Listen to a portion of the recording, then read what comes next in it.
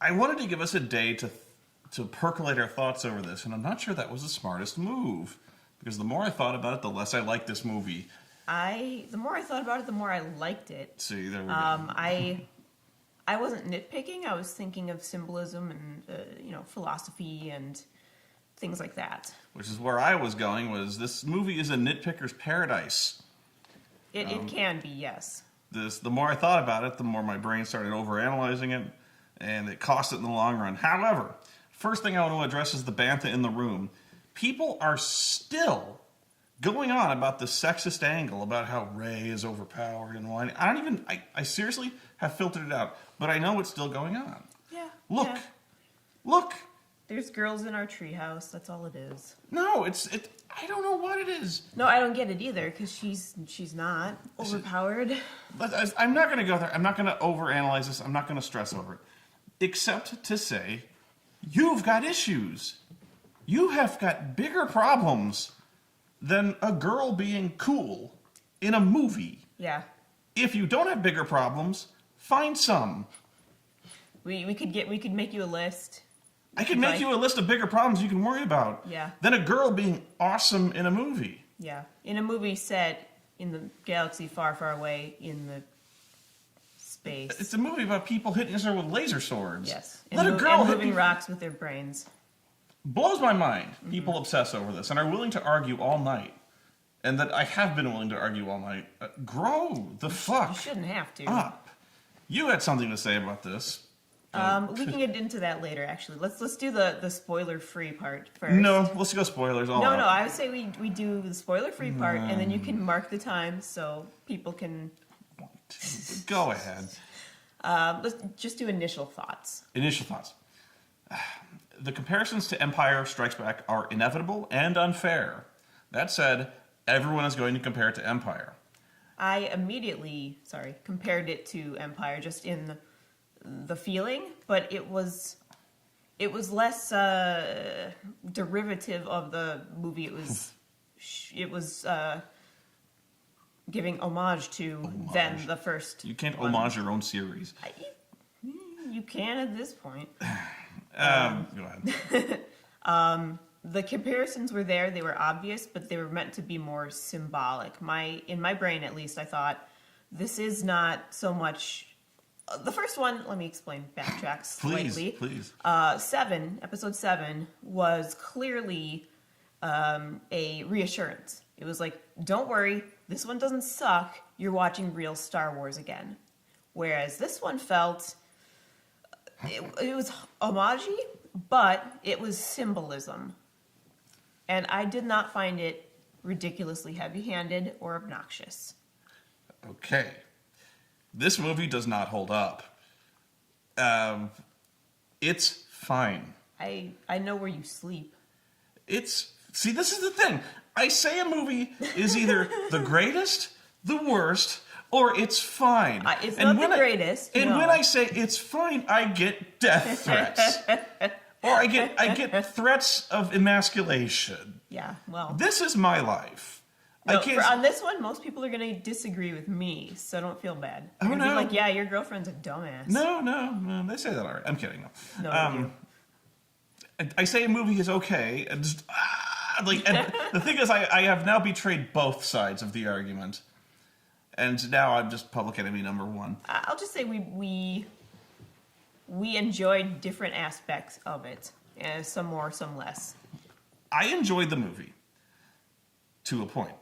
I thought it was a worthy theater experience. I thought it was worthy of being a Star Wars movie, which I think some people are not willing to go that far. But then again, those people didn't like Episode 7, and so I don't know what to tell you. There's nothing we can do for those people. That said, these movies are pretty much mirrors, or at least really, really strong parallels or homages to the original trilogy, to a painstaking degree. The first one, as you say, was the reassurance. I call it the apology. That too. Which I We're call... sorry that episodes 1, 2, and 3 existed. For Highlander, for instance, there was Highlander 2, and then Highlander 3, which was the exact same movie as the first Highlander, so I call it Highlander 3, The Apology. Episode 7 was Star Wars, The Apology. Yes. And it was fine. It was the It was the revival meeting to bring the faithful back into the Yes. flock. It was re-energizing. It was good. And it was familiar. This one was good. But then you start overthinking it. And as I even though I dismissed it earlier as people hitting each other with laser swords, there's a lot to go over here. I will try not to obsess, but you know how I get. It starts off with something that had me crawling already. It opens up with a space battle. Shock. Has anyone lately not? Sure. I don't know. It's the fleet being chased by Star Destroyers, but because Star Destroyers are no longer scary enough, we have a dreadnought, which the Empire apparently did not have, but would have been massively useful in the war. But ever since losing the war, they have just been on a winning streak. Like they're bigger and better than they've ever been. That's something I'm not sure about either. It's kind of hand wavy, like, oh, we amassed somewhere where no one was looking, and now nobody in the galaxy's concerned. Like, remind me, who won the war? Because this is never made clear. Why did we party with the Ewoks at the end of Return of the Jedi? What were we celebrating about? There was like a twice the Empire doubled in size. Well, what I think is that they don't really make obvious. It's been like 20, 30 years or more. Yeah. So I think that they kind of slipped under the radar. They went to the outer rim somewhere where no one would notice them. That's a lot of fucking ships. Well, that too. I think they got those over time. Started kidnapping children to make them into stormtroopers and indoctrinated since the age of like 5. So at first they were nothing. They were scrap hunters. My point is, they have this dreadnought, which is apparently the end-all be-all of ships, which we are just now hearing of. So Poe Dameron alone is funny, is funny at a Star Destroyer, and then decides single-handedly to destroy all the turbo lasers, which they don't say by name, on the dreadnought, which he I thought that was his purpose. He was supposed to do that and get out. He did that without clearing it with anybody. He stole a ship. Really? Yeah. That's because of what they yelled at him. I thought they yelled at him because he was adamant that we have to not just take out the turrets, we have to destroy the whole thing. Whatever. He said, he must have, at best, he said, I have a plan, and left. And then they're like, what the fuck are you doing? Yeah. But he goes over there, single-handedly takes him out, which is impossible unless you have, in fact, played to exhaustion the original X-Wing games on the PC, where everyone has tried, and after many years of practice, succeeded at single-handedly taking out a Star Destroyer. But it's not easy. No. But he does this. Well, he disables the turbo lasers enough so that they call them not the rebels. What do they call them? They're not rebels. I know they do call them rebel scum a bunch of times. Yeah, they're rebel scum. They're rebels. I forget the actual name, but I forget the name of the bad guys too. See, this is where I'm nitpicking it. They're not rebels, but they're still rebels. Yeah. Even though they won, they're rebels. Yeah. So rebels to what? These guys don't control anything. They just threaten. So they bring in the bombers, which are also something we have not heard of up to this point. The bombers then are apparently very slow, cannot turn, and have no means of defending themselves, which, okay. Shield would be... Maybe the shield would interfere with straight down dropping bombs. But, okay. But despite being bristling with weapons, the Dreadnought and none of the 36 Star Destroyers of this fleet are able to scramble a single TIE fighter in defense. At the guy who's taking out all their surface cannons either, to let the bombers in. Either at Poe Dameron or the bombers. Like, the Admiral Hux is just going like, let's see where he's going with this. Yeah. No, they're really like, oh, we can't shoot at the other ship. He's too small. We'll, like, blow them up or something. And I'm like, exactly. Darth Vader would have. Like, let's get some ships in the air. And by the time they do that, all the damage is already done. They're just, like, watching, and they're watching and musing, like, wow, he's shooting all our guns. Yeah. At first they're like, what is he doing? He's little. And then somebody ought to stop that. He's destroying all the surface cannons. Oh shit, we can't hit him. He's too small. But where I'm going with this, and the part I immediately kind of facepalmed at was the bombers are like they look like a camera I have that's like... Or like... It's like you a soda mentioned- can, almost. Yeah, or you mentioned they look like the Star Trek phasers. They look like Star Trek phasers. The more gun-like ones. And so basically the entire body of it is just racks of bombs, like vertically. And apparently when they fly over their target, they drop their bombs. Kind of like World War II bombardiers. Yeah, and like some of them are even wearing like bomber jackets. And so it's just, okay. But they're in space. Why do the bombs drop straight down? Maybe they're magnetic, but they don't say that. They don't say that. And somebody tried to explain to me that they're in orbit. No, they're not. No. Or that the dreadnought has a gravity such that it pulls the bombs down. Again, no, it doesn't. So. Yeah, it is very...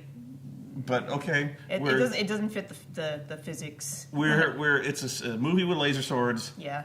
Let it go. There's noise in space. Let it go. That always bothers me. The fact that there's explosive noises and pew pew noises when there would not be. The bombs drop straight down. Let it go. It would be really boring if you were watching a space battle silently. But Poe Dameron, this cocky asshole, decides that he runs the fucking fleet and gets all of them killed. Oh yeah. And only by a miracle do they manage to get one dreadnought down and drop the bombs, blows the dreadnought up. Yeah. Which does not solve their secondary problem of there being like 3,000 Star Destroyers. That's probably too many, but a lot of Star Destroyers. Yeah, at least like 5, 6. A lot. Who still are their immediate problem. Now, Yeah. getting rid of the dreadnought, nice going, which even the Admiral or Leia says, but like... Although we never... What does the dreadnought do? Is it real bad? It's got a lot of guns. It does, but it just looks kind of clunky. So I would have sent Poe out there and been like, oh, you're really good at shooting guns. Go hit all the Star Destroyer's guns. Go fuck them up now. He would. Yeah, apparently he's the best in the galaxy. Fuck off and do that. So he gets demoted. Not like that matters at all. No, he don't care. He still does what the fuck he wants. Meanwhile, Rey has found Luke Skywalker. As we saw. To which I asked... Last minute of the last one. Luke, as everyone kind of predicted, was training Kylo Ren, or Ben, for that. And as predicted, he went evil, as they always do. Yeah, and that happened in the expanded universe novels, too, where Leia and Han Solo had, like, 3 kids. That we mustn't mention. And I think they all went bad or died. So, Luke blames himself, or at least is pissed, and has exiled himself to Ireland. To a small, island in, obviously, Ireland. Where he spears narwhals. Ugh, that's not the icky part. Oh, I'm going there. No. I'm going there. And apparently there are just these animals... Like seal camels? that just kind of, like, lean back like this with their tits hanging out. Yeah, they're 4 ginormous... And Luke udders. just walks up to them and squeezes their titties. And what looks like Nickelodeon slime... Green milk. splashes into a bottle, which he then just slams like it was an energy drink. I'm guessing... I love that Gatorade. I'm guessing he only bothered with the glass because there was a lady present. Otherwise, Gotta class it up. Oh, I better find some toilet paper, otherwise too. he was just going to grab a boob and squeeze and wheeze the juice. Yeah, at that point I was like, I'd never wanted or needed to see that. Like, although you'll notice every movie, they've got to have, like, blue or green milk. like green cheese just creaming down his face. Thanks for that, by the way. Yeah, thanks, movie. Thanks. That didn't... That was a detail I desperately needed. I was literally cringing in the theater. And the animals are just like, they're just like, fine. They're just like, yeah. They're like, they're too full anyway. Don't treat that. It hurts if you don't milk them every now and Hey, then. you gotta. We can't. Our arms are too short. We spread can't the use love. the breast pumps. All these 6, come on. This one is flavored like strawberry. No. Yeah. One gives like strawberry quick. One gives green. One's chocolate and What was one's the just purpose vanilla. of that? Anyway, he's exiled himself to this planet and yet conveniently left 2 halves of a treasure map. But that's the last movie. Yeah. Why would he leave a treasure map? Especially since he is adamant. I am never going back. Yeah. My only theory here was that he was a little more hopeful when he did it. He wasn't all the way embittered. Yeah, and then he 20 years alone on an island with nothing but alien nuns. He got kind of... Oh, the keepers! I forgot them. Yeah, they are literally like little ugly fish toad but they're dressed in white habits like nuns. That's the only... They must be the answer to all the nitpick questions about how he lives. Yeah. They're the ones he's sweeping, rebuilding the mortar. Like, how does he get water? Yeah, they go fetch it for him. How does he... They're the reason that it's the whole building, all the buildings and things are still maintained after hundreds and hundreds and hundreds of years. How does he wash his robes? The answer is he does not. He smells probably doesn't. He smells like a dead bantha. He also cuts his own hair, apparently, because he looks scraggly. with the lightsaber. No, Yeah. he doesn't have a lightsaber at that point. But so yeah, he's probably got like a rock tied to a stick for a handle, and it's fine. He has a spear. He probably doesn't have a mirror, so. But there's nuns. The nuns. They're like. Yeah, and they don't speak. They're just speaking alien babble. But they get real mad when you bust holes in the walls. Yeah. So she hands over the lightsaber, and just like I was hoping, he goes, exactly neat, what I thought. Neat. Throws it. Yeah. And he's like, "What the fuck is wrong with you?" He's like, "I left for a reason, so piss off." And so this is it. The first half of the movie is her begging him to come back, and he's going, it was basically the Doctor Strange or a person Karate who joined Kid. the monastery. They don't teach I you have to wait outside the door until he finally relents. Yeah. But to her credit, she does. She could go sleep in the Millennium Falcon. No, she stays outside on a rock in the rain. And then there's the question that everyone starts to ask at this point: where the fuck is Finn? Where the fuck is Finn? He got his spine slashed in half by a lightsaber, and now he wakes up in sickbay. Rey is nowhere to be found. So that pairing, gone. Finn decides, I believe, to desert. No. He just wants to go find Rey. Where he does not know where she is. He does when he gets the bracelet, because it's tracking her. Where does he get that? From Leia. She drops it when she's hurt. It falls off her wrist when they're wheeling her to medbay. Wow, that's convoluted. Yeah, it passes hands like 3 times. That's convoluted as fuck. Finn gets it, and then Poe gets it. That watch is like the linchpin of the whole movie. I was completely waiting for the Time Lord watch to get grabbed by bad guys, but no one ever did somehow. Apparently, yeah, they put a tracking beacon on Rey so they could find her. Yeah, Apparently, she's got a bracelet too. And this works through hyperspace and time.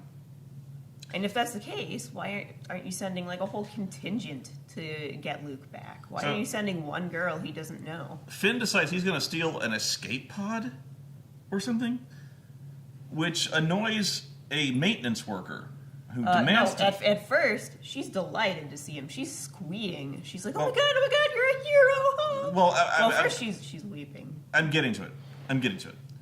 Because her sister was the fool who dropped the detonator. Anyway, so he decides to lie about where he's going, when he could just easily say, I'm an agent for the Republic. I'm looking for the other hero that you're squeeing over me. I'm looking for her. Yeah. She would have believed that. Yeah.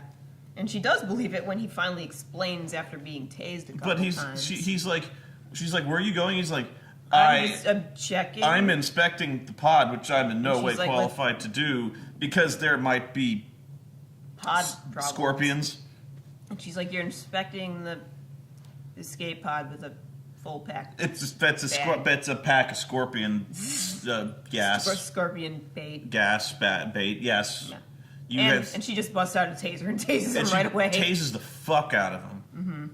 Leading us to the most pointless subplot, I think, in Star Wars history, where they finally get... How does this happen? They eventually...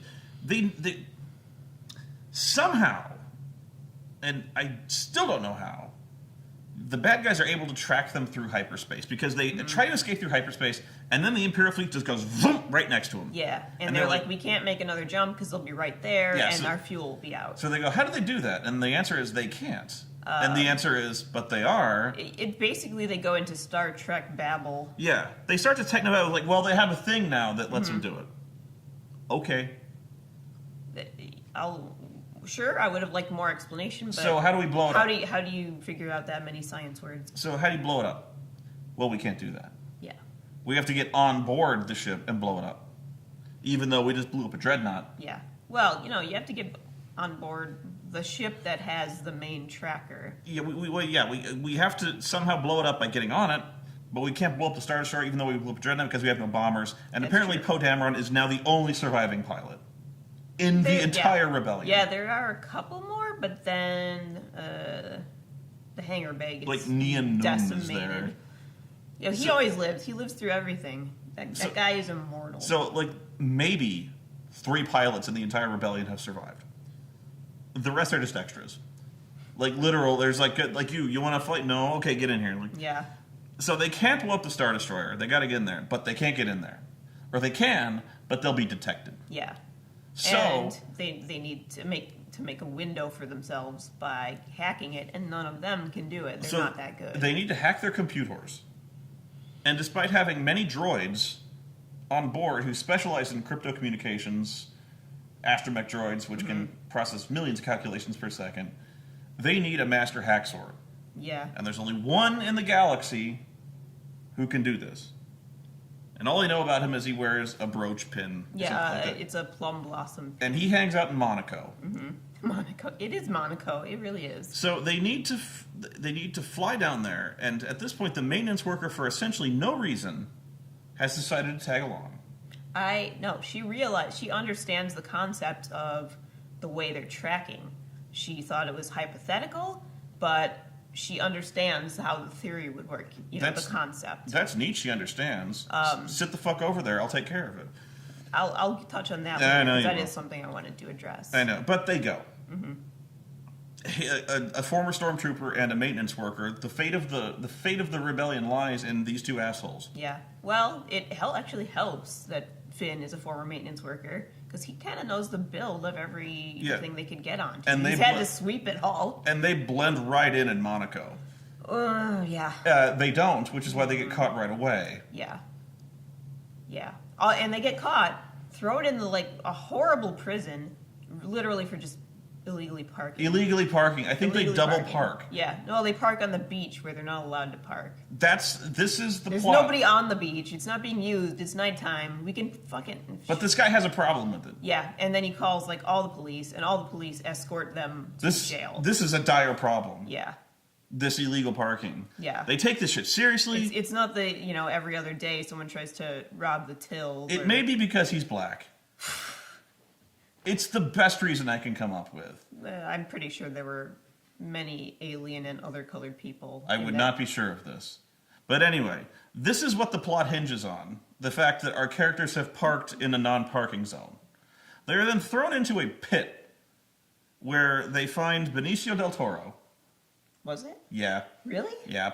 I was kind of worried it was a really aged up Brad Pitt. No, Benicio del Toro, who also happens to be a hacker. Not the hacker they need, but the one they deserve. I see there I got slightly confused. I was like, did he just lose his lapel to that guy gambling? Yeah, that's what I initially thought. Or my other thought was the guy is gambling. What's he playing? Roulette. Is it roulette? Or no, craps. It's something He's with playing craps, yeah. And the woman next to him is very concerned by the upset with the police and the Finn and everyone getting dragged off. None of this factors into anything. No, but I thought where that was going was that she would turn out to be the master hacker. So then they meet Benicio del Toro, who is like, I am also a master hacker. Who's been apparently sitting in this jail cell for 10 years because he looks ragged as fuck. I understand from eavesdropping over you for 30 seconds that you need the services of a master hacker. I can hack anything. Soda machines, claw machines, Star Destroyers. Claw machines. And they're like, Star Destroyers? We need that. He's like, I can do that for you for a price. Well, except at first they're all like, no, creepy, dirty guy, we're fine. We'll deal with this. He's like, fine, whatever. And then he just picks the lock and opens every door in the prison. And they're like, shit! They're like, you are great! Yes, exactly. He's like, yeah, I got this Star Destroyer problem solved for you, no problem. Because I can pick a jail door. And so they're like, you're coming with us. Fuck that guy with the red brooch. Well, we'll never get back in, so I guess you're the best we have. They're never going to let us back in. Yeah, and when they end up contacting Poe, he's like, did you get the hacker? And they're like, we got a hacker. We got a hacker, He seems okay. Which is, they get a better response than I was hoping for. I was expecting swear words. Yeah. Like, you had one job. Yeah. You can only use a couple swears, and I think it's still Poodoo. PG-13. Poodoo. No, he's Panther Poodoo. This movie. Okay. So, the guy apparently does know how to hack a Star Destroyer, or does he? Because he turns out he's betrayed them, or has he? Yeah, it's very ambiguous. Sometimes you have a character in movies who's playing both sides against the middle. Yeah. And you don't know where his loyalties lie. Yeah. And that's a cool thing. This is not that cool thing. He was just kind of a douche. I'm just confused. Yeah. I'm trying to think of an example, like. Well, like in the original, I mean, Han Solo was just in it for the money. Yeah, but you knew he was a good guy. But you figured he'd come in when the chips were down. Whereas this guy is just like, yeah, you're gonna be murdered horribly. He's like, I'm so sorry about your bad luck. I'm gonna go buy an island. I have an Imperial uniform. I don't know if I actually am an Imperial. That hasn't been explained, man. Yeah. Come on, man. And I'm also really surprised that like they actually gave him the money and then didn't shoot him in the back as he was leaving. Yeah, this is their MO. Like they're like, thank you for your service. Yeah. Why did you let him leave with your money? That's how Kylo Ren says goodbye. Is like. Yeah. So then Phasma, Captain Phasma, whoever Phasma. I've only heard it pronounced that way, but I could be Phasma. Ren Phasma. Whoever wrote this shit remembered that Phasma is in the movie. And so she shows up and is like, no, don't shoot them. That's too good for them. Let's beat them to death with electro clubs. I thought they were like electro axes or like electro hacksaws. Because she's like, this is going to hurt. So I thought they were just going to start sawing. Like, Why did we invent these again? Traitor! Yeah. And so it turns out that Phasma is blaster proof. Yeah. I'm guessing the special armor. I'm guessing either because stainless steel deflects blasters, or it's some kind of like I'm sure you'll hand wave and say cortosis weave or something like that. It's mithril. It's invincible to everything except getting hit by a giant heavy fucking club, which is what they try, and it works. She falls into fire. She is by no means dead. Oh no, I'm expecting her to show up in the next movie. I'm expecting her to show up briefly in the next movie, just like Boba Fett, get hit in the back, fall into a Sarlacc, and die. No, what I'm expecting is, I was thinking of this while I tried to sleep last night. What I would do is kind of bitterly face turn her. Like, no, listen here. She's like, they fired me because they have no use for a stormtrooper with one eye. Her? Like, her eye was exposed. I'm betting it's burned out. It seemed fine. As she was falling into the fucking fire lava. So fire blinded her. Yes, like the eye was exposed. So what I'm expecting is she comes back with an eye patch and is bitter and doesn't fucking care anymore. They got robot parts for everything. I know. Just let me. I know. I'm just Kano had it on. This is just my. I'm sorry. What I would like to see conjecture. I'm sorry. Where she's like, yeah, they fucking fired me after all those years of service, after all those promotions, after all the ass kissing I had to do. Here, I'll give you all the plans. Go fuck them for me. They gave me the special magic suit. And she's like, she'll be like, yeah, I know you're gonna arrest me. I'll spend the rest of my life rotting in prison, but fuck those guys. They fired me. They're never gonna remember she's in the movie long enough for that to happen. Probably not. She is like the biggest case of character blue balls. Yeah. I'm so sorry, Brienne of Tarth. She had she could have been all over these movies. Yeah, she could have been cooler than Boba Fett. There's so much dialogue she could have been part of, or at least like lurking in a scene. Let's just follow Kylo Ren around.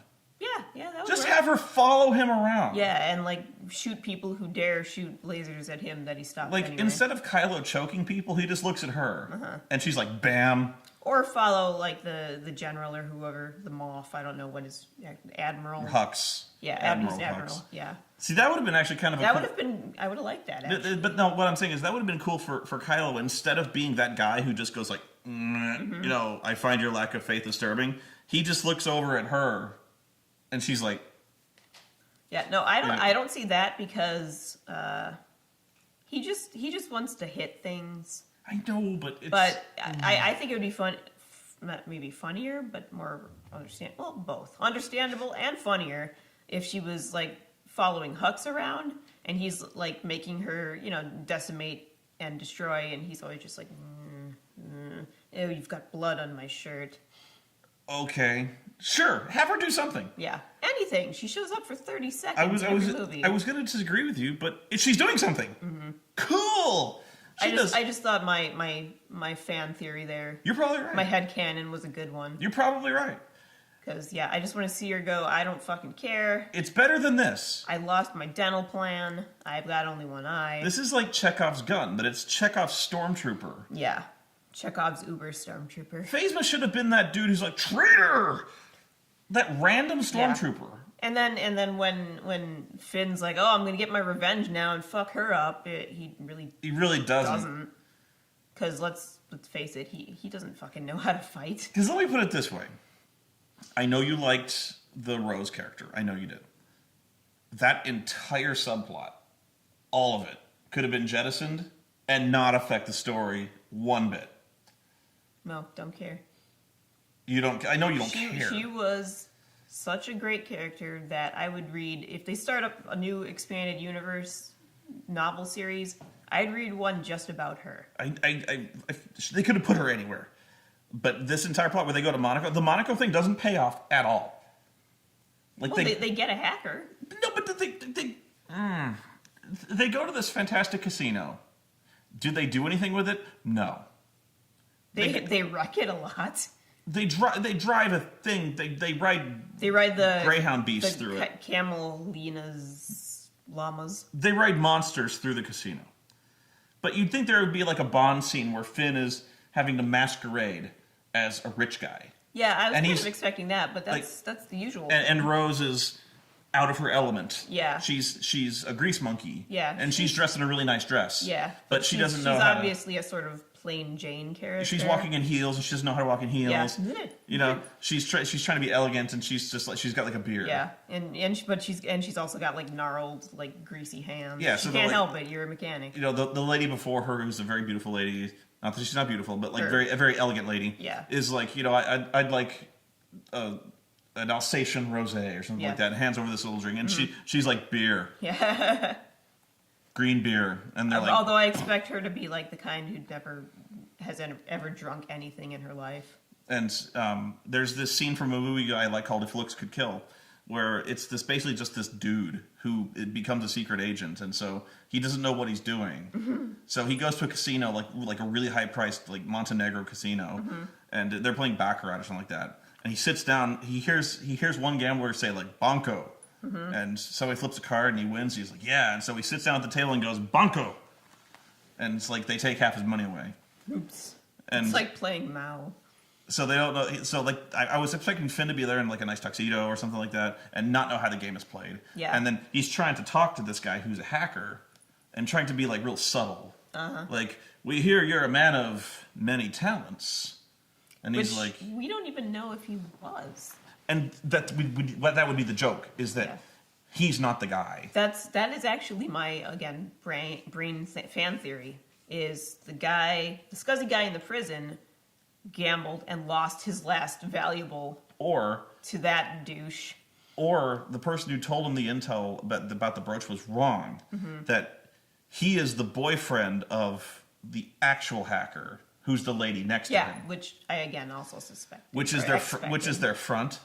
So he's trying to be all smooth, like, I hear you're a man of many talents, and he's like, depends on what talents you're asking about.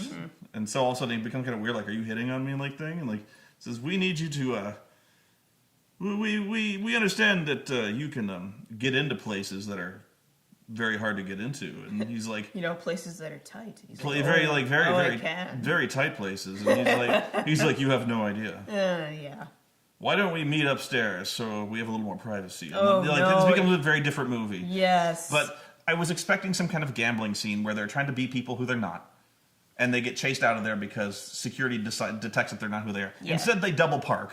They double park, and then they walk in their, like, fatigues. And then some cops are like, you there. And like, almost immediately, too. Totally. Because he's black. The alien, like, casino proprietor, who for some reason has a weird, like, hillbilly accent. You know what we do to... there's the ones right there. I seen them. You know what we do to parking offenders on this planet, boy? Yeah, apparently a lot. We give them the chair. And, like, here's the thing I was thinking. I was like, okay, they're going to get out of it because BB-8 is full of coins now from someone thinking he was a slot machine, and he's just going to shoot money at them, and they're like, okay, fine, paid. No, I thought that he was just going to pay their... Oh, right away. Oh, like he's going to be like, how much would this cost to get out of here? And they're like, what do you mean? He's like, yeah. I thought they were immediately going to get out of jail because he'd pay the... He'd pay the guards off. Yeah. And he'd pay out like a slot machine. Yeah, like, or he'd pay the, what do you call it, when you're in jail? And bribe? No, when you're doing it Bail? legally. Bail. Also known as bribe, really. Anyway. Kind of. Throw rope. So instead, BB-8 gets the throw Gil ability. Yeah. he doesn't... Like, I would have kept some of that money to pay the hacker. But they needed it to shoot the guys. Yeah. So the payment. Okay, back on track. The hacker's like, sure, I can do this problem for you. I can solve this thing. But Who also had a random stutter. It isn't gonna come free, you know? And they're like, what do you want? Because like we can pay you anything you want. He's like, yeah, you say that, but I need something like that tangible. Like that cheap thing you got around your neck. I will take that. Yeah, well, he knows obviously that is a precious metal. But he's just like, that tchotchke over there. And how much for the girl? No. The girl, how much for the woman? No. And But Rose has a necklace which looks like half of the yin yang or a moon symbol, and her sister, who's dead, she was one of the bombardiers, had the other half. And so Finn it is the only memory of her sister. Sure. And Finn is like, you're a really weird character. And he's like, yeah, I know, man, but, you got to give me the thing. And she's like, yeah, fine, just take it. Just do this thing. And I'm going to touch on that later, so... So she gets, fine, take it and do this thing. So they do this thing, they get in there. They start hacking the door, and he's like, this takes a minute, man. We got to do this thing. And so they finally get in the door. They see, like, the flux capacitor. Yeah, it literally is. There's It's three... like, whoop, whoop, whoop. Yeah. And instead of just going, cool, boom, they, like, wander in there like, what is... Probably, like, shielded or something. Oh, whatever. I'm making... They walk in, and of course, it's a trap. Like 30 guys like surround them. And where were they? What were they doing? They were just waiting there because clearly Benicio del Toro set them up. Why couldn't he set them up in the hangar? I don't know. Yeah, why did they let him get that far? Just to fuck with them? Because at any point they could have gone like blaster, boom. I don't know. No, we're the bad guys. It has to be theatrical. Why didn't they send Poe to just blow up the Star Destroyer? Because he's such a hot shot that a dreadnought is nothing for him. Because do you want to watch a 2-hour movie or do you want a 15-minute movie? I don't want to watch a movie. Meanwhile, Rey is still begging for help. And we've discovered that the bad guys have a new power. Or at least Snoke has a new power where he puts Kylo and Rey in like telepathic communication with each other. Which is an effect that I don't care that it's a new power. People are complaining that it's something like, oh, we didn't know they could do that. I'm not complaining about it. I think it's just like a level up, like from like Luke and Leia being able to sense each other, stuff like that. That wasn't my problem. It's the Force. You can do whatever. Yeah. My problem was that the effect was not well implemented. Yeah, the way... May I suggest the mic? Sure, but can I describe how it works, how they do it? Yes. Okay, so the way it works is, say we're in two different locations. You look to the right. All of a sudden, I'm doing my thing, and all of a sudden I go, what are you doing here? And then it cuts to you, and you're looking to the right, off camera. Or straight, usually either straight forward or to the side, yeah. And you're like, who are you? And I'm like, well, I'm Kylo Ren, and I'm like, there was no problem like that. But. And I know that, but like they're in two different locations, but they don't show up in those locations. So I'm looking off camera like you're here. You're looking off camera like I'm over here. And I don't know if you're there or not. Is there like an image of you? Do I even see you? Do I know where you are? No. Yes. No. He states in the first time it happens that he's like, "Where are you? I can't see where you are." But she can see him. But she can see where he is. Why? Magic. Magic, Force magic. Okay, fine. Like, I mean, but I would have said maybe it was like Luke Skywalker, but he's not. It was Snoke the whole time. Well, yeah, no. I mean, I was like saying maybe Luke is shielding the island. So we're getting into spoilers. Sorry. Well, we have been in spoilers for a while. It's all been spoilers. Anyway. Spoilers! The effect is so poorly done. It's not even an effect. Yeah. It's not even a split screen. No. Which would have been still bad, but more explanatory? I would have accepted, like, an echo chamber voice. I would have accepted seeing a ghost. I would have accepted just, like them looking very intense and thinking telepathically. Or, I think you suggested this. Yeah, this was... They both appear in, like, a hoary netherworld. Yeah, well, I said they just start connecting in like a dream. Yeah, like they have dreams. They somehow know it's real, but they're in a neutral place. Maybe a place both of them kind of recognize, but not the island, and maybe not the ship he's on. Which would have worked best appearing in a hoary netherworld, except for the fact that it's totally inconvenient to the way the script is scripted. Yeah. I mean, like she'd have to be asleep, and she's in the middle of doing something, and he'll... Yeah, that happens. Yeah, well, they could have just not done that. They could have not done that, yes. But, like, I would see them, like, it would be something reminiscent of their memories. Like, they'd be talking in the dream, and it would just be all sand, like her memories. Or they'll be talking, and you see, like, the not destroyed Jedi temple. Yeah. Something like that. So, I was like, the only way we can save this is if we play it for laughs a little bit. For instance, like... What I expected. Because these visions are coming out of nowhere. They're not expecting them. And nobody else can see them, obviously. Nobody else can see them, because even Luke is going like, who the fuck are you talking to? Mm-hmm. And she's like, nobody. No, yeah, he was like, what's all that about? And she's like... Why'd you shoot a hole in the wall? I was cleaning my gun and it went off. I've had that happen. And so, what would have been funny is if Kylo starts having visions of her at really inconvenient times... But vice versa. Well, she does actually at one like point. he's coming out of the shower and like she's there, like, ah! Yeah. You know. Can you please put a towel on because he's got the naked chest. Or he's like doing curls, but he's doing like really sissy curls with those pink dumbbells. Like he was pretty good in pretty good shape. He was in pretty good shape, but I like picturing him being like. And yet at the same time, I was like nudity and snow. I'm used to like Twi'lek slave girl dances, but this is too much. He was working on his Wii Fit. So I was thinking they could have played it for some laughs. Like he's talking to Hux, and all of a sudden she appears over there, and so he's like, "Admiral, I want you to move the fleet, spread them out, and I want that ship not now." See, I didn't want that because it would have just made it more complicated than it had to be. What I really wanted was another Stormtrooper joke where he's talking in a hallway to nothing, and the Stormtroopers are just like looking around the corner, like that. Yeah. And then they back away. So, well, I thought you said immediately. Yes, I meant immediately, but later, okay? I am busy. Like, and so, like, Hux is like, everything all right? Everything is fine. Would you please shut up? Like, something like that. But then that completely changes the whole dynamic of it. It's not cool anymore. I just would have preferred, like, a ghost appear or them in some neutral ground because they're connecting on this plane that we don't see. Yeah. They're literally almost like, the thing reviewers do where they're talking to each other through the screen. Yeah, like reviewers can see each other through the camera. Mm-hmm. How do we do that? Magic. I don't know. Of the Force. But they're able to do that. They have critic vision. They're like... The only difference is they're not usually facing directly into the camera. Like, I can see you. Mm-hmm. Like, how does this work? It's Lucasfilm. I don't know. Yeah. It's Industrial Light and Magic. Mm-hmm. Okay, see, this is where I'm nitpicking again. But actually, this was I don't think it is nitpicking, because this is a very significant turning point. The plot kind of pivots on this idea. Mm-hmm. Because they need to have this dialogue, and they're nowhere near each other. Yeah. And if you condensed it, it wouldn't be enough, I think. So they need to have these conversations, but they can't. Mm-hmm.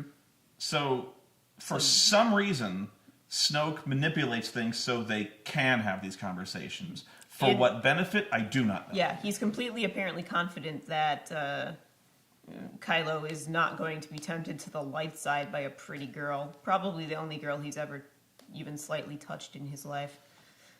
And apparently, this is his best way of luring Rey into his clutches? Yeah. Look at that hot bod, and he's nice. I don't get it. His plan is convoluted and ill-prepared. All of them are. He doesn't really seem to have any good plan. That said, the reveal of Snoke, for as big and tremendous and as grand... holographic projection. His 80,000-foot tall hologram, the big giant head. In the darkness with shafts of, like, deep moonlight. And then you see him. For all this, he's just a guy. He's a really fugly zombie-looking guy. In a gold robe. Wearing a gold bathrobe with obviously nothing under it. Oh, yeah. I did not want to see that. That sash comes off and you see Diet Snoke. Like, I swear to God, put a turtleneck under that. A dickie, anything. You see Coke's a Snoke Zero. I blew my own joke. You did. Whatever, I didn't blow his Snoke. But they just walk into his room and he's like, sup. Yeah. He's got a throne and a nice polished floor, and then like the Red Imperial Guard guys. I did like the first scene though, where he's like, "My God, Snoke, I returned here with." I was like, "What? What is this?" I returned here with news. I can't understand a word you're saying. You sound like Bane with a cold. What do you this mask? Take the goddamn mask off. Oh yeah. But it looks ridiculous. Yeah. Fully. Well, I think that was the whole, like, he's been tempting and luring and encouraging Kylo with promises of you'll be as deadly and great as Darth Vader. Yes. And then he fails him, and he's like, you know what, you're just stupid. No. He chose the mask because he thinks it's badass. Mm-hmm. He thinks he looks cool. Yes. He wants to look the part of being this evil warlord. Mm-hmm. And that's the thing I don't think a lot of people get about Kylo Ren is he's not that guy. He's trying to be. Yes.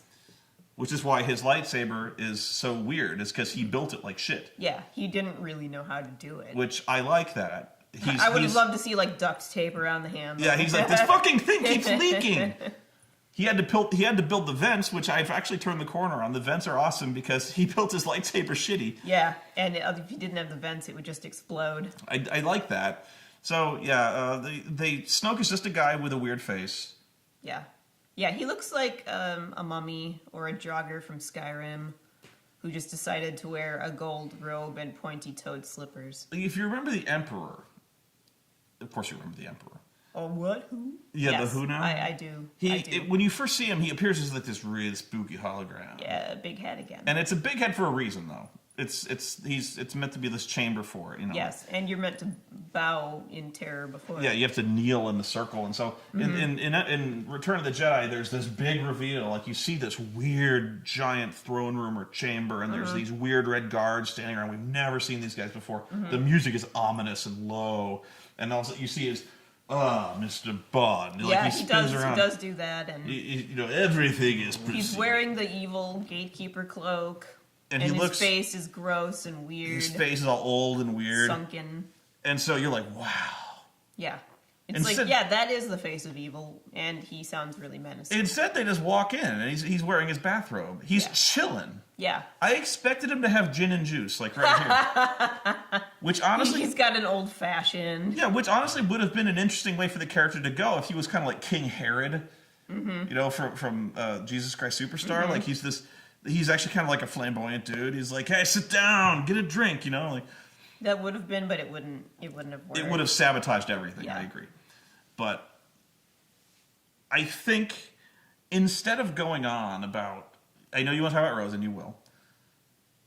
I think I will close by merely talking about all the things that they could have done but didn't. But the twist is, the things they could have done and started to do, but didn't. Mm-hmm. For instance... Yeah, there were parts that it felt like it was going one way, and then they didn't do that. For instance, it is revealed... Ultimate spoilers time. Okay? Yeah, stop if you don't want to... It is revealed that Luke Skywalker was training Kylo Ren. And that Luke says... He saw the dark side in Kylo, and it was darker than he's ever seen before. Darker than the inside of a cow's anus on a moonless night. So he goes over there to confront him. Kylo goes off his rocker, torches the temple. Yeah, and kills most of the students, but takes a few with, he says? Where are they? I don't know. Did they all go find employment elsewhere? I don't know. They quit. I don't know. They go to college. But Kylo's story is, Luke was afraid of him, goes over there, and tries to murder him in his sleep. Mm-hmm. They were all afraid of my power. Now, we could have stopped it there. It's a little like Rashomon. There's three sides. It's a three-edged sword. Your side, my side, the truth. Mm-hmm. Which was a big theme in this movie, actually. Sure. But where they were going with this, when Kylo told his story, that he saw Luke Skywalker with this malevolent look on his face, going to take this guy out in his sleep. Yeah, with his lightsaber on. This coward. They could have pulled the trigger on a Luke Skywalker heel turn. Mm-hmm. I know you hate the idea, but stick with me. I know, well, I've already told you this, but just you bear with me. I like villains who think they're doing the right thing. That's anathema to the whole Sith thing where we're evil because we look awesome and we wear cool masks. Yeah. And we shoot to be lightning. honest, in this, let me Sure. interject here. It's gone from being, like Darth Vader, he was lawful evil. Kylo Ren, I would say, is closer to neutral evil. Well, whatever he is. But what was I going for? I don't know. It's a shift, and so you get the impression nobody thinks they're doing the right thing. Everyone's just mwahaha evil. Well, one gets the impression from the story Kylo told that he was driven to this. Yeah. Because his master tried to kill him. Yes. So, let's just roll with my way of saying that Luke Skywalker was the one who he actually did try to murder him, but he was doing it for the right reasons. Sort of, you know what I mean? So he thought, yes. So, he sees this great evil in him. He knows that Ben Kenobi failed with Darth Vader. He's like, I cannot fail like I did, like Ben did with my father.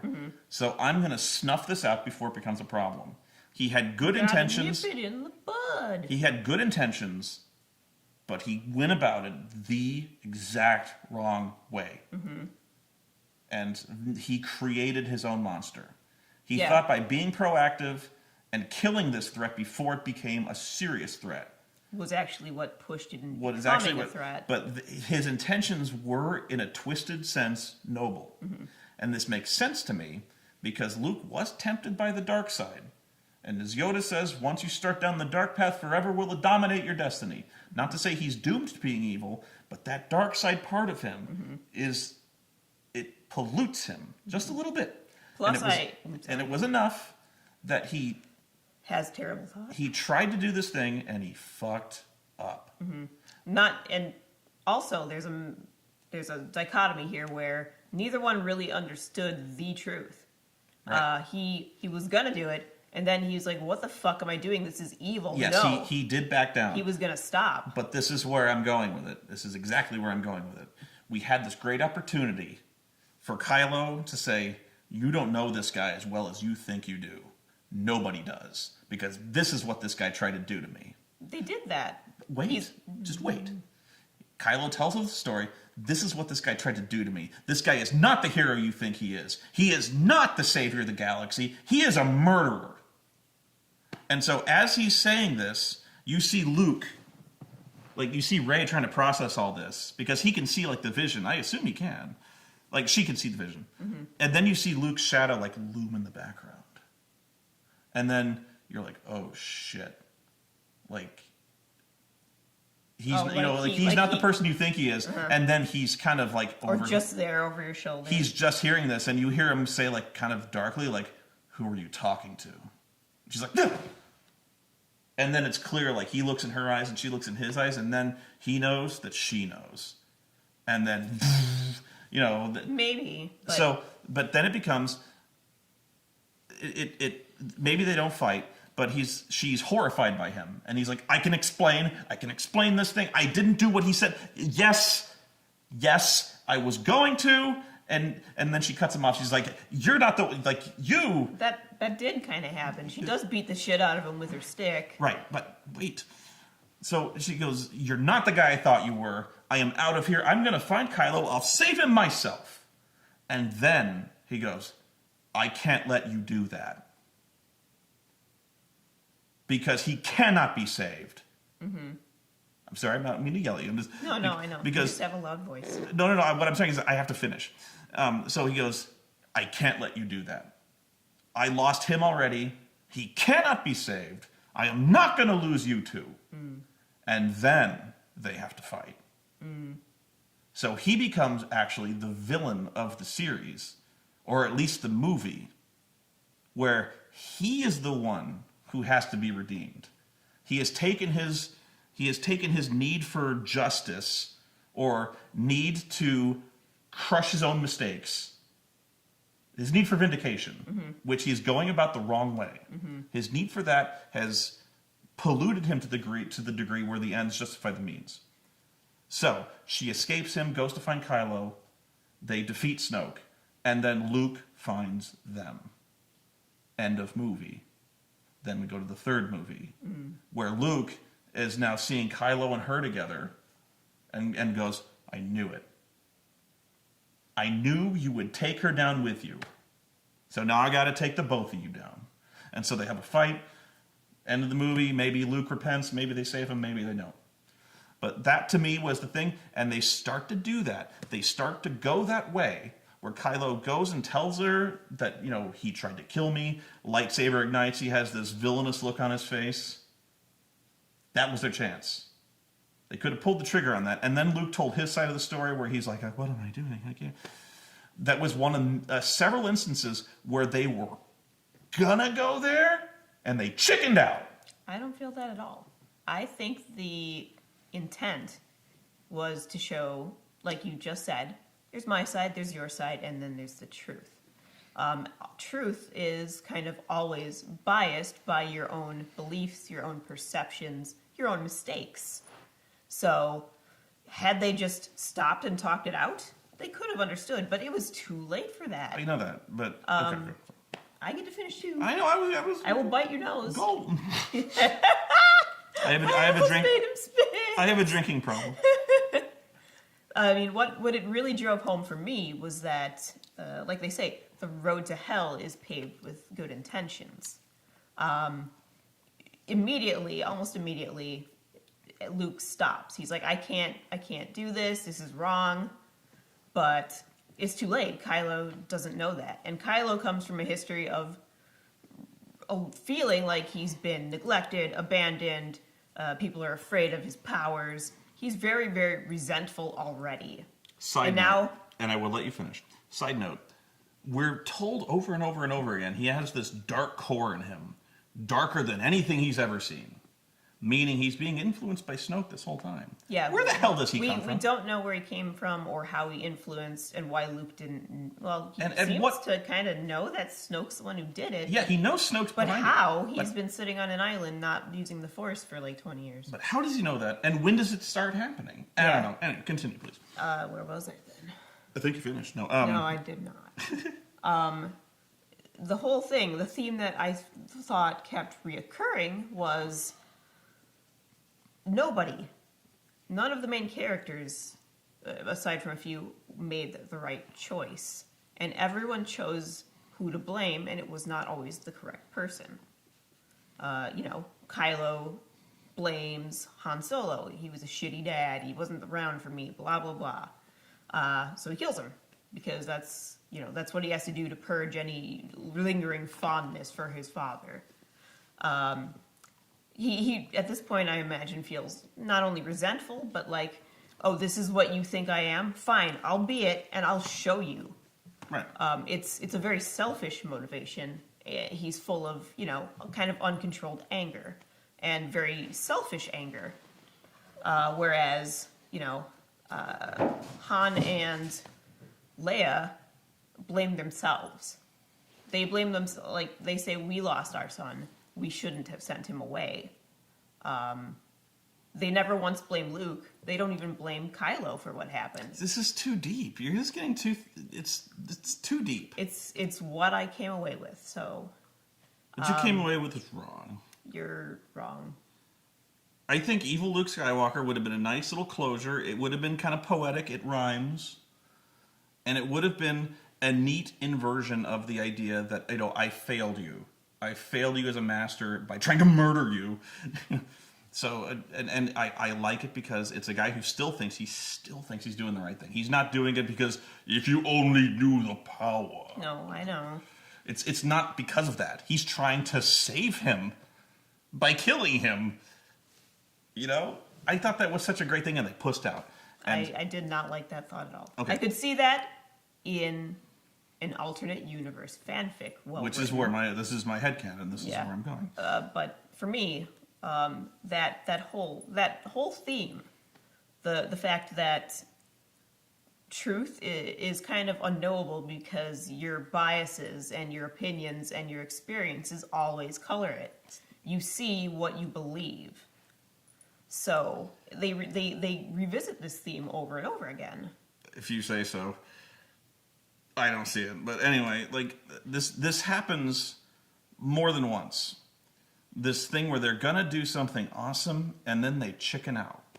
This, for instance, when Kylo and Rey have to team up to fight the suddenly ninja Red Guards, which I just know for a fact that Rian Johnson, the director, saw Return of the Jedi and saw those red guys. And he's like, we need more of those. He's like, we need more of those guys, and I want to know what they can do.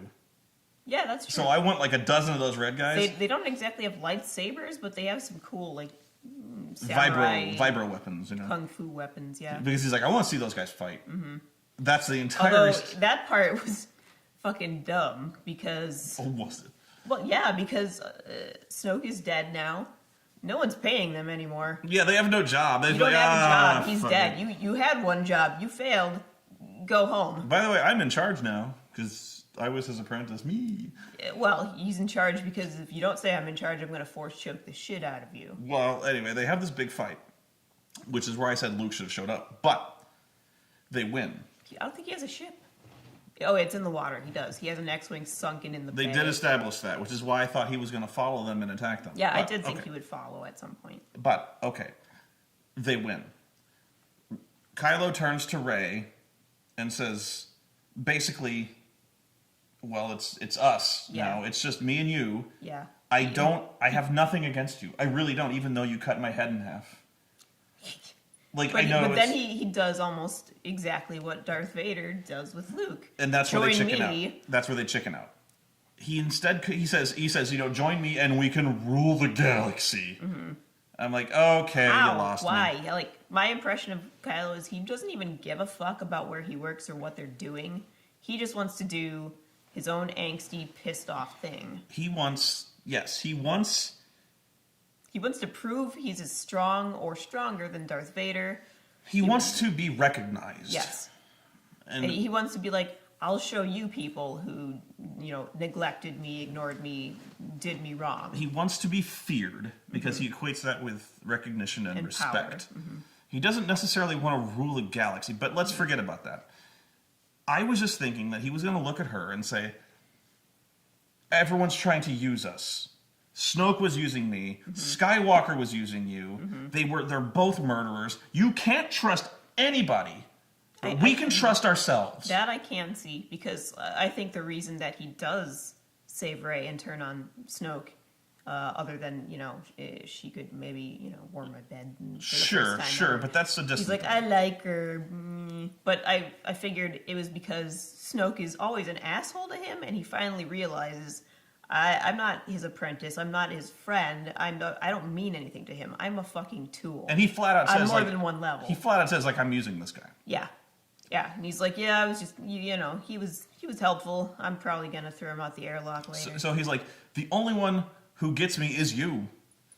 So I was like, I was thinking he'd say, instead of rule the galaxy together, he's like, it's me and you. It's me. I really thought they were going to say, let's run away together. It's like, it's me and you against the universe, babe.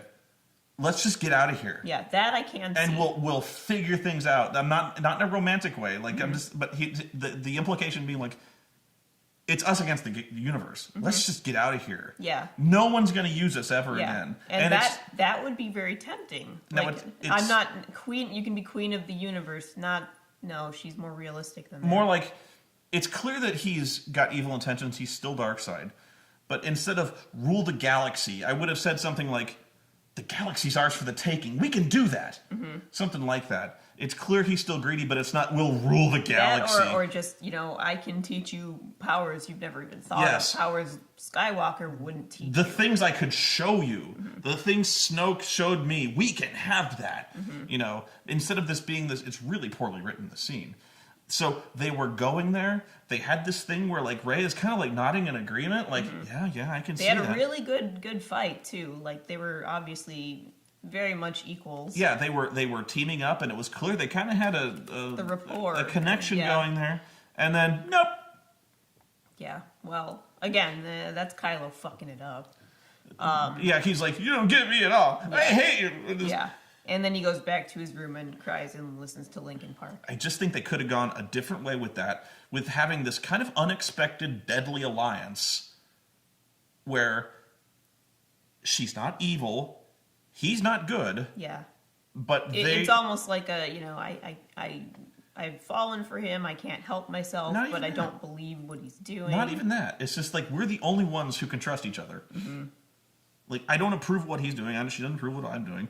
But it's like everyone is trying to use us. The rebellion is trying to use me as their last Jedi hope. Mm-hmm. And Snoke has been using me just to keep himself in power. Well, he's half the man he used to be. And now I'm in charge. Mm-hmm. Because I say so. We can make the Empire whatever we want it to be.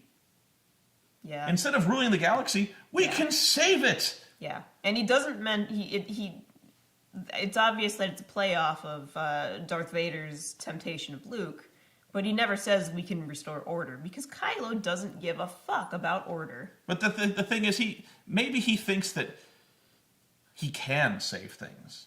I don't even think that. He's so self-absorbed, self-centered, and angry. I don't think he has any plan. Right, but that's kind of what I'm saying, is he's like, all this fighting, all this killing, it's like, what does it accomplish? It's gotten us here. It's like... that's too much. It's like, with me in charge, I can stop it.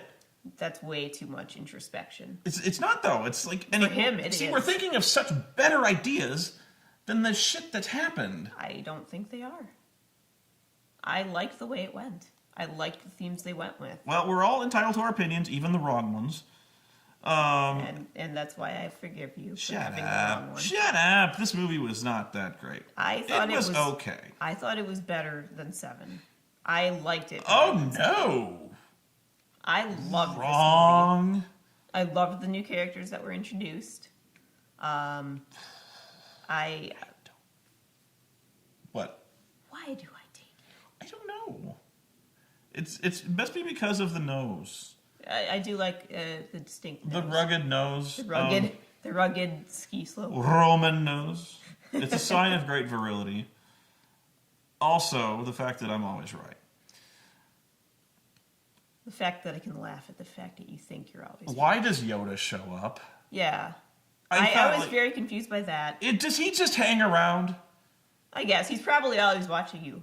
20 years later? Yoda watching you masturbate Is there nothing better to do in the afterlife than just... Where the fuck does he go? That's true. Like, is he Gambling, conscious? I go to, yes. Is he conscious somewhere? Is he just, like, peeping on girls in the shower? Like, why didn't you warn me about Kylo Ren? Where the fuck were you, Blue Man? Where was Obi-Wan? Where was my dad? I was asleep. Don't look at me. Yeah. I was honestly, like, expecting Anakin to show up. Anakin would have been a good idea, or Obi-Wan. At that point, he needed almost a paternal influence. That would have been an interesting flashback, especially if Luke was going to turn heel, where, like, Anakin shows up, he's like, Luke, I know what you're trying to do, but don't do, you redeemed me, why can't you do it again? Like, you're trying to avoid the stakes I made by making an even bigger one. Mm-hmm. Like, and he's just like, what do you know, Ghost, man? And the hand goes through him, and he's like... Another theme that I thought they really kept touching on was, what was I just going to say? Shit. Shit was probably what you were going to say. The word shit was probably... shut your pie hole. God, you made me lose my train of thought. Off the track, down a cliff. Apparently pod racing is no longer popular. Because we want to race... It is like 50 years later. We want to race Llamasauruses now. They're cuter? They are cuter than pod races, but apparently... people just like blood sport better. Yeah, we like watching... Well, I like... Pod races is plenty of a blood sport. Just people crashing violently at warp speed into walls. That's true. But they run out of slaves eventually, I guess. They can just breed more camel hyenas. Which apparently are sentient. Somewhat. They're like Lassie sentient. And apparently indestructible because they can crash... they can crash through an entire building. Yeah. Well, they have like bloody whip marks on them. So Electro whip They're marks. not that. That's true, yeah. Everything is electro. Yeah. Or vibro. Vibro shivs. Vibro shivs. Those were in the expanded universe. I think... I just remember a line where it was like it cut through like a vibro shiv through butter, and I'm like, I think it was on Penny Arcade or something. He's like, I believe they have regular knives for spreading their fucking butter. You don't have to add vibro shiv in there. But well, it's for turkey carving mainly. Yeah, or cutting open the diamond case. Okay, I know you want to talk about Rose. I will conclude my side of it and give you the floor.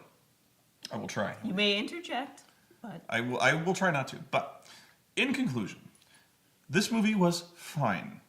Where I think it goes wrong is all of the opportunities it had to be great.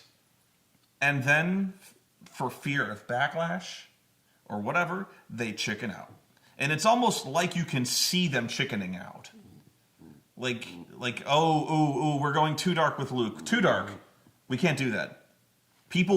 Fans will rebel if all of a sudden we turn Luke into the villain of this movie. We can't do that. Yes, you can. I would have cried even more, but I cried through the last half hour anyway. You can turn Luke villain because you can redeem him. It can be done. Because we liked Anakin Skywalker and we never liked him, did we? No, we didn't. But in theory... At the very end of Return of the Jedi, we were very heartwarmed. In theory, we were supposed to like him, and he turns villain, but he comes back. Yeah.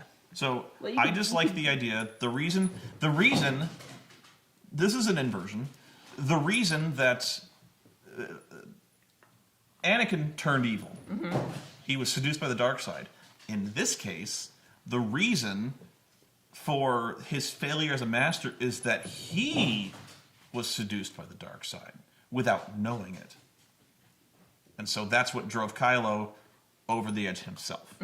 So there's a number of instances where I think that they had this chance. We saw that chance, and I was so excited, like, oh my god, we're actually going to see Rey like kind of turn heel here. No.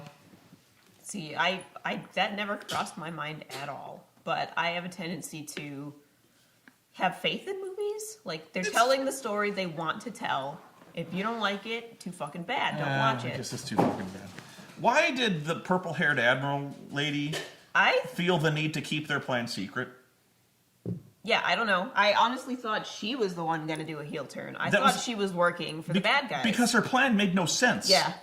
I thought she was deliberately sabotaging them. So it appeared to be so. Like, they were, like, she's like, okay, I'll go, everyone get off the ship, I'll stay here. Her plan and then she'd get, like, put on the ship and given a commission. Her plan was so bad that it was almost like, she has to be working for the enemy. Yeah, it's exactly what I thought. Like, she was just letting ships drift off. Like, was she going to send lifeboats out, or were they going to send us? No, By the way, is it just me, or was she straight from the Hunger Games?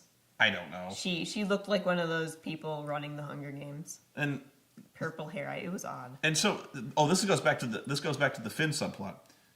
She won't tell anyone her plan. Yeah. Even Poe is like, what are we up to? Yeah, he's like, I just want to know. He's like, are we all gonna die? Please tell me. Or I would love to get a TIE fighter, or an X-Wing TIE fighter, whatever. I would love to go out there and kill things for you. Point me at something. And she's like, no. I must, like, this is need to know. Yeah. He's like, I fucking need to know. He's like, no, you don't. And so she starts... Doesn't she throw him in the brig? Or is that after? She just tells him to get lost. Yeah. So that's when Finn and everyone else forms this conspiracy. We got to go get this hacker.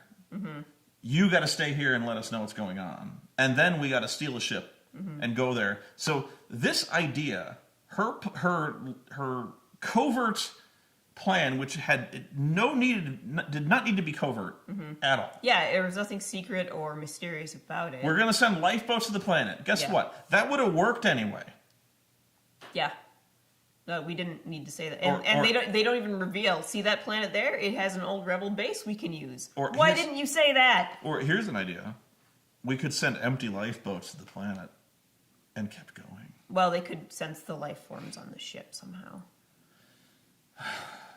Because when she turns it around, they're like, it's not doing anything. It's empty. They're just faking us out. So she won't tell them the plan, forcing Finn and the others to go on this ridiculous mission, which amounts to nothing, except gets them all caught. It gets them, it gets them on, but it gets them all caught. So they accomplished nothing on that mission, which didn't need to happen. Seriously, they accomplished nothing. They hit Phasma in the face. Well, there was that. That's about it. Yeah. And they let Benicio del Toro familiar with everything they know. And they let BB-8 roll around under a techno trash can. Yeah, they let him ride a walker. And then they were like doing the Maggie and the one-eyed brow baby stare at each other with the evil BB-8. Oh, evil BB-8 needed to be a fight. They needed to have like lightsabers. They had to have Robo Wars or something. Like slamming into each No, other. they had to stick out their prongy things and zap each other. Yeah, like a Duel of the Fates thing, but with like little. Yeah. And like they shoot harpoons. One flies up, and there's like. Yeah. But no, they just kept doing the exchanging looks with the significant glance, like the iris goes. Yeah, yeah. It was exactly like Baby Maggie and the they one-eyed chickened baby. out. I wanted to see. That wasn't a chicken out. Maybe they did it and then cut it for time or something. Chickened out. But it would have been really funny. But she keeps this plan secret and gets everyone fucked. Mm-hmm. And then here's my problem with the whole thing. She sacrifices herself. She's like, okay, everyone get on the transports. And Leia's like, you come too. And she's like, someone's got to be here to pilot it for a distraction. I'm like, Which, again, maybe, but... Don't we have droids for that? No, they apparently only fix ships, not fly them. But, what was I saying? Yeah, what was... The thing is, she stays behind, and it's not until the bad guys actually start shooting the life pods that she thinks to herself, I'm going to turn this thing around and ram it. She really was just going to steer the ship straight forward. She was just going to die when they hit her enough times. And so she's like, I'll go kamikaze. Why didn't you think of that in the first place? The ship was just going straight forward. You're going to die no matter what. Put a brick on the accelerator pedal. Yeah. And just run right through their fucking ship. She had no plan. No. She did not even have, like, Maneuver Riker Alpha or whatever like that. Her plan was just to sit there and nobly die. Which, by the way, raises its own plot holes. If you can just turn a ship around and engage hyperspace directly through them, why didn't they do that all the time? Like send an X-wing, which is hyperspace capable, and kamikaze straight through a Star Destroyer. That is a good question. I guarantee you, if you had a show of hands, like there's a Super Star Destroyer out there. Who wants to jump through it and make it dead? We're gonna need somebody. Mm-hmm. I guarantee you, some motherfucker would be like, I'm in. It'd be like a dude out of Med Bay who's like, I'll never walk again. Yeah, he's got like no legs. Yeah, and he's like, I'll fucking do it. Not the people who have no legs got no reason to live, but you know what I'm saying. Mm-hmm. Like his brother got killed or something like that. The super angry. Yeah, he's like, I'm gonna pay those motherfuckers back. Mm-hmm. And, like, this is the way I'm going to do it. So they're going to... Like the pilot guy at the end of Independence Day. He's like, fuck you! Yeah, into the ship. Yeah. So, like, if there was a Super Star Destroyer, which is essentially what happens, that guy in the A wing is like, ah! But it was an accident. Mm-hmm. Do it on purpose. Yeah.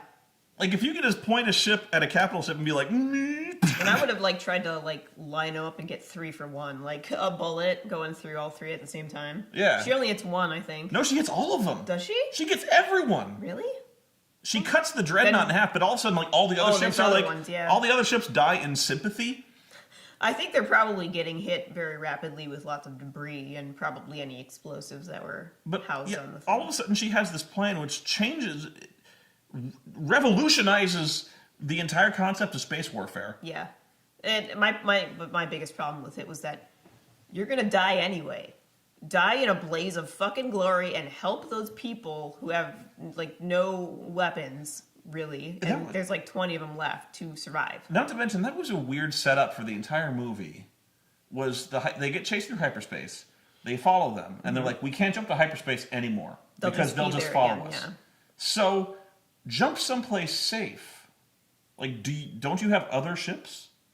Apparently no, because that's all they've got left. That's all they've got. And they got nothing left now. Yeah, they make calls to allies and no one answers. So they're kind of fucked. Right. They make calls to their allies. Like, we need reinforcements.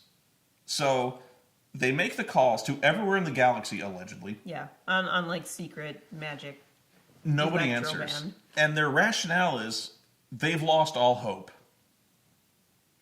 No, they've lost all their ships. That too. Because anyone who was going to help you by this point has helped you. Yeah. Like, the Starkiller wiped out an entire solar system. Trust me, if anyone was loyal to your cause, they donated. Mm-hmm.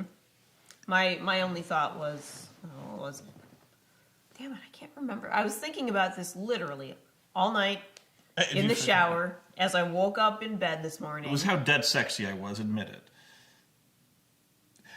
Continue. Wow, you lost it. I should have written this shit down, honestly. I had a whole treatise written in my head.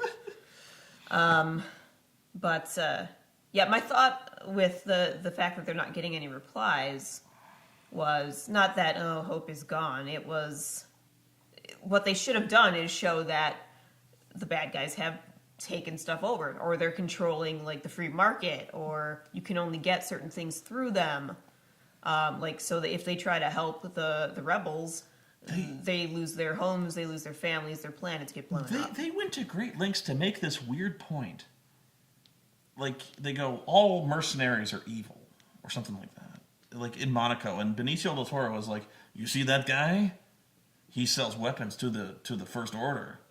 He shows like TIE fighters and shit like that, and then they see like an X-wing goes. He also sells weapons to the good guys, and I'd be like, and he's like trying to make it the point that nobody's all good or bad. I don't know what point, Or because what he really says, it's just economics. That's just the way we live. but to which my next line would have been, what's your point? He's like, we're not all evil. Like, I knew that. Yeah, I don't even know if he was going for that. It was more like apologetics on his part. Like, I'm just doing my job, trying to get by. Zephon's just this guy, you know? I can't change the world. This is just how it is, which is what cowards say. But he's willing to attack a Star Destroyer for a necklace, I guess. Well, they also tell him that Untold riches, yeah, he'll get a lot of money. And in the end, it turns out he doesn't need the necklace that Rose shares with her sister. He could have just walked in. He needed it to use it as a conductor while hacking a computer board. And then he gives it back to her. I don't know. He's like, see, I'm not so bad. But then he betrays them for something. Had I recorded this last night, I would have been much more in agreement with you. Yeah, it is sometimes bad to do it the next day because you think too hard. And I forget what movie it was, where I actually turned on the movie mid-review. And you're like, wait, this isn't I was so like, bad. I think I hate this movie. Like, I can't remember what that was, but yeah. I think it was actually Force Awakens. Where I thought we both liked that one. I did, but then I think I turned on the movie like halfway through the review. I don't remember, but it's possible. It's, oh my God. So, okay, despite my complaints, which is all I do, you know that. And in fact, we found, even if we enjoy the movie we're watching, we can't stop riffing it.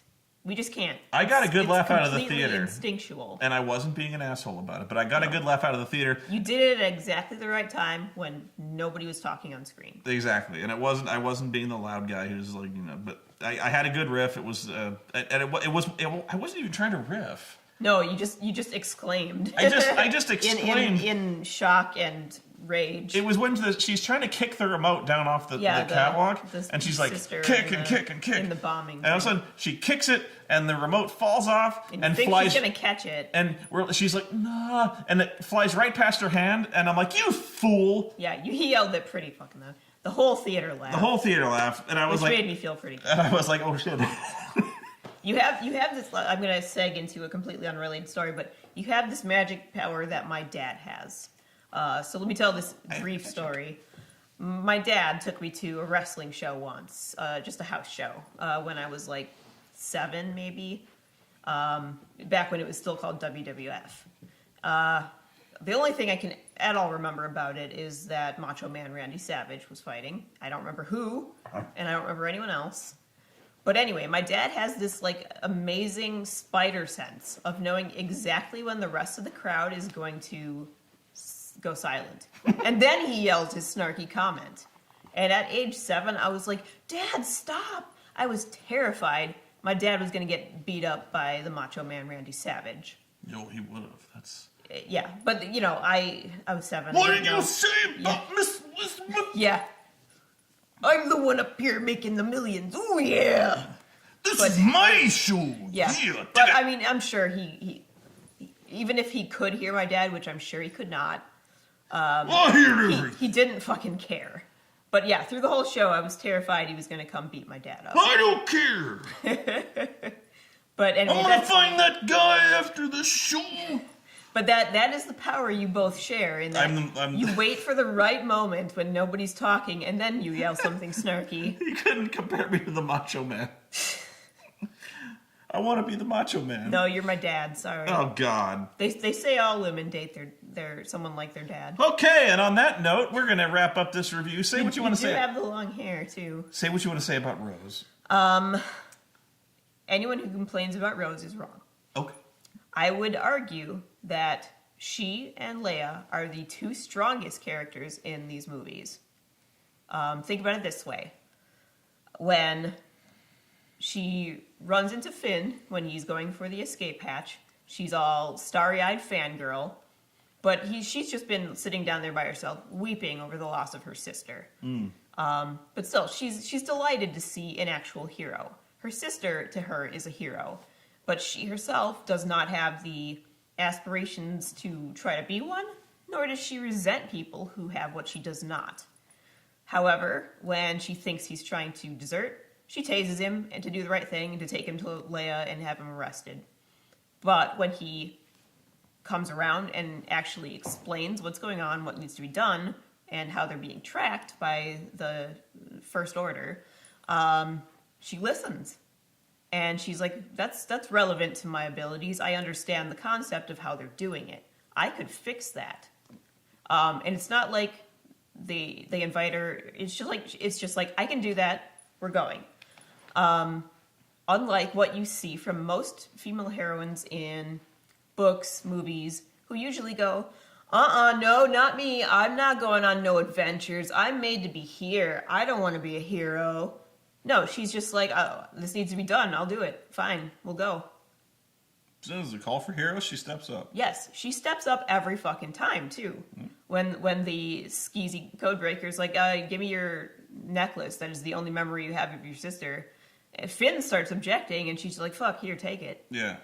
Whatever we need to do, we'll do it. Has to be done. Besides, I'll kill you later and take it back. Nah, probably not that. She was like, I also found her like very sweet without being obnoxious, and cute without being sugary and tooth-rotting. I'll tell you where I almost lost this. I'm sorry, the otters. Oh, the little penguin otter thingamajigs. I almost lost my shit. Go on, I'm sorry. I want a plushie. They're so cute. Rose. But yeah, she steps up there. I have so much hate. For the penguin thing? Yes. Sorry. They were not Jar Jar Binks, though. No. But I'm pretty sure they were only invented to sell plushies. Yes. But yeah, she steps up every time to be a hero without expecting praise or reward or really anything. She just wants to help. She wants a new Hydra spanner. Maybe. Desperately. And what else was I going to say about her? I agree. I think there needed to be more of that. Yeah. Which is why I was talking about like the casino situation where she's kind of a fish out of water. Yeah. She's not just a fish out of water. She's angry. She's resentful because these rich fuckers are living off blood money. Right. But yeah, that's what I mean is she's angry about this. And he doesn't really want to do it. Mm-hmm. But she's like, "You're coming with me." Yeah, she's like, I will try to burn this place to the ground. And she's like, "We're going to take him for as much money as we can. We're going to burn the rest." Yeah, and we're going to free the camel llama hyenas. Dude, BB-8, get some money. Like, they didn't even tell him to do that. He just got lucky. Some guy was like drunk and started a little alien dude machine. was using him as a slot machine and not winning anything. I thought that was cute. But yeah, I mean, and she steps up when Finn is going kamikaze for the door cracker thing. He's going to fly right into it, and she, again, without even hesitating, basically, goes to sacrifice herself because it's the right thing to do. Yeah. I think Oreo is signaling to us that she desperately has to pee, which I think I think she desperately wants to play rope some more. Either way. But I think let me just finish this. I am going to let you finish. Okay. Let me finish. Okay. I think in closing, what you're saying is if you have a problem with these ladies being motivated and competent, what is wrong with you? And that's not even so much the point I was thinking of. I was just thinking that it was just Rose and Leia, if you think about it, are the only ones who step up, don't complain, don't expect reward, and do what needs to be done. Yeah. Leia has lost pretty much everything. And yet here she still is, doing what needs to be done, without complaining, without crying, without saying, take this burden from me, I can't handle it anymore. And it's like Luke Skywalker. Yes. Luke Skywalker's a lot like that. He steps up because it's the stuff that needs to be done. Mm-hmm. There is a degree of vengeance involved, but that is kind of, he loses that. Yeah. Although, at first, everyone eventually does step up. But at first, think of it. Finn doesn't want to be a hero. He just wants to escape. And as soon as he thinks Rey's taken care of, he's ready to be off on the next ship. Rey doesn't want to be a hero. She just wants to go back to that fucking Jakku planet and wait for the parents who she doesn't remember, who will never show up. Han doesn't... That was another instance where they chickened out. Oh, wait. Rey's parents. You can tell me, but wait. Han doesn't want to get involved. He's tired of playing hero. He just wants to get on a smuggler ship and go. Yeah, almost everybody else is unwilling to step up for the first little while, whereas Rose and Leia are right there.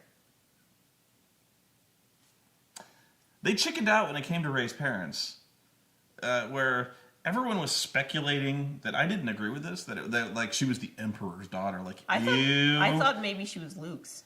Whatever. Whoever it was, they chickened out. Because Kylo, for some reason, just says, I know you've always wondered where your parents were and why they never came for you. Well, they're just two nobodies. Well, he says, do you want to know or did you always know? And you see in her face, she did always know. Yeah, they're just two nobodies, gave birth to you and left you on a doorstep somewhere. Yeah, and I think you always knew that. And died somewhere in the desert in unmarked graves. And I think you always knew that. And she's like, yeah. I'm like, how do any of you know this? He might honestly have been lying, but she suspected it too. I don't think the movie's smart enough for that. I don't know. I thought this one was pretty smart. It was philosophical and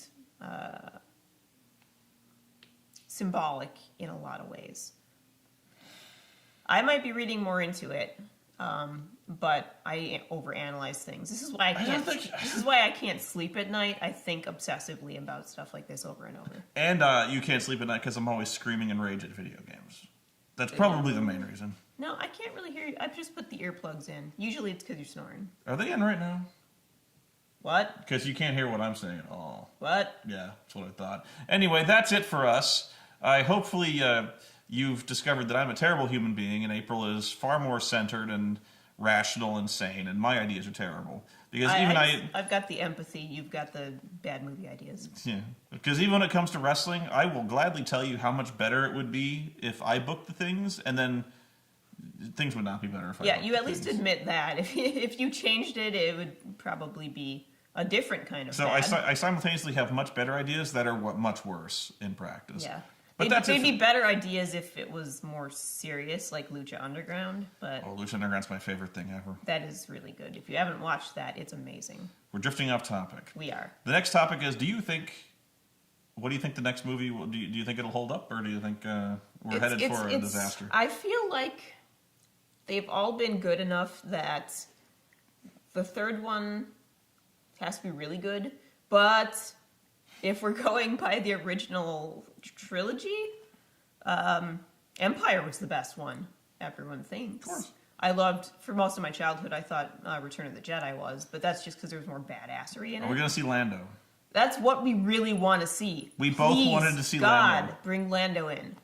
Because at this point, we're now out of I keep hoping, I keep thinking, like, whatever the next big super weapon, whatever the next big super weapon is, everything is lost. They're all going to die. I want him to fly in like Han Solo The torpedoes did. Are tracking in. All of a sudden, over there, and well, what have we here? Yeah.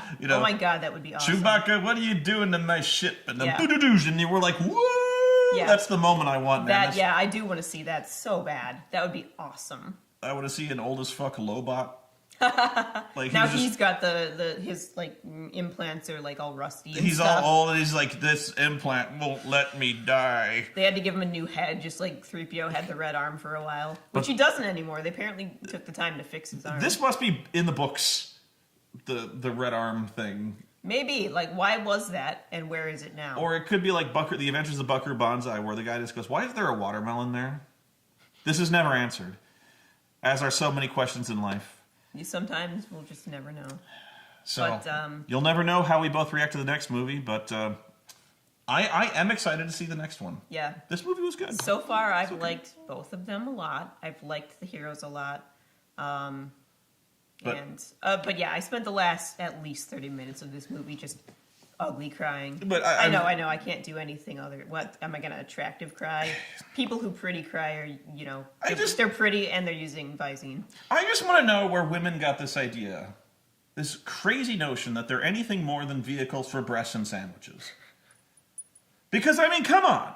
And wombs. I mean, we've got to bake babies for you. Cybernetic samurais with laser swords, people throwing lightning, that I can get. But a woman having an opinion of her own, doing things, I just don't get it.